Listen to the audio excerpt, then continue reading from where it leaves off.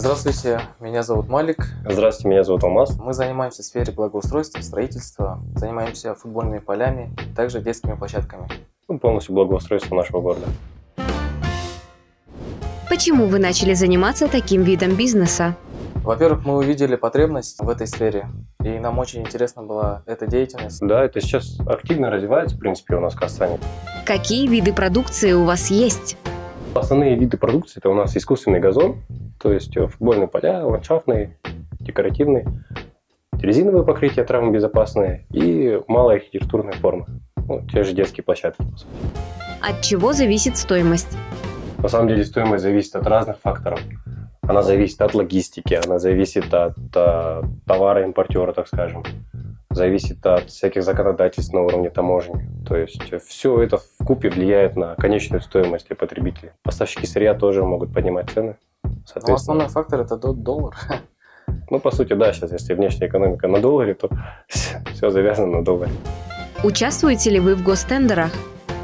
По тендерам, на самом деле мы участвуем в тендерах, но тут дело уже нравится это или не нравится. Допустим, некоторым нашим работникам нравится, да, то есть работать именно с гостендерами, они себя в этом видят. Но лично я на своем опыте, допустим, как и тебе, да, это не очень, не особо. Хочется работать все-таки с частными клиентами.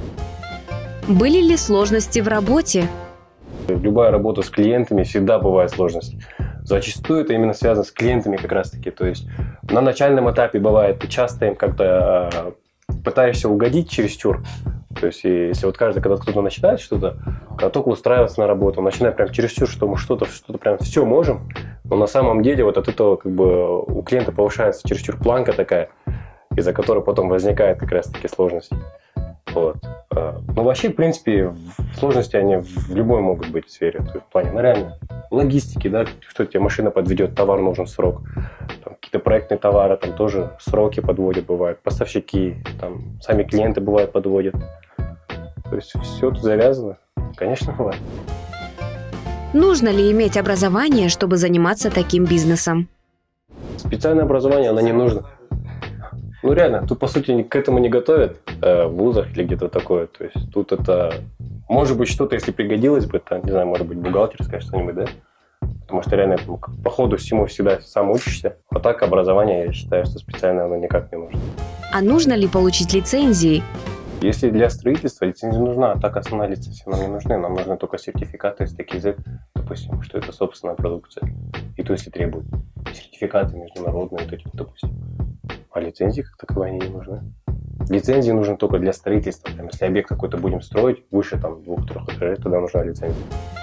У вас есть свой цех или вы заказываете материалы у поставщиков?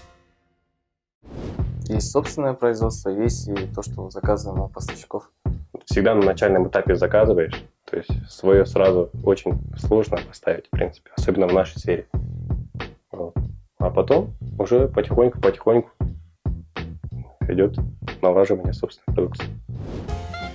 Сколько проектов в месяц приходится делать? В нашей сфере это сезонная работа.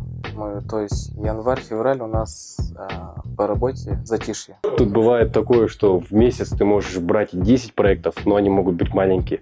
А бывает, ты можешь работать месяц один проект заниматься, потому что у тебя прям не хватает рук, реально. Да, у нас самый пик работы это летом, с июня до августа месяца. Да, там никогда не успеваешь, везде очень много объем работы. Рук никогда не хватает, в принципе. Да. Что посоветуете ребятам, которые начинают заниматься бизнесом?